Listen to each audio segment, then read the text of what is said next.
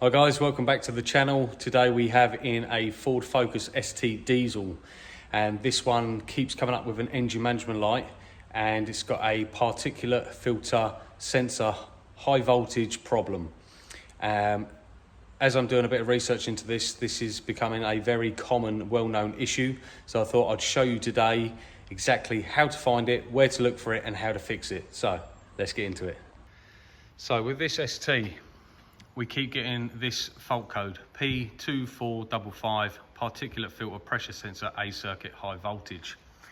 Once we are testing our KPAs and our pressures, it sometimes will spike and sometimes will go up and sometimes will just fluctuate massively. But here is the cause of the problem. So if you come around to your DPF pressure sensor, which is this one here, if you take the plug off and peel the wiring back, you will find that this little blue or white wire with a blue tracer is broken. So all you need to do is take this end and that end. You see it goes down to there.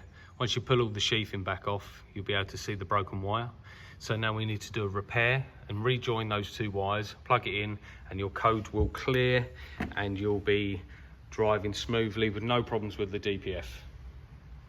So if you're having the same trouble as this car and you keep getting an engine management light for that pressure sensor fault, that will be your problem, and that's how you fix it. Hope you like this video. Give it a thumbs up, hit that subscribe button. I'll see you in the next one.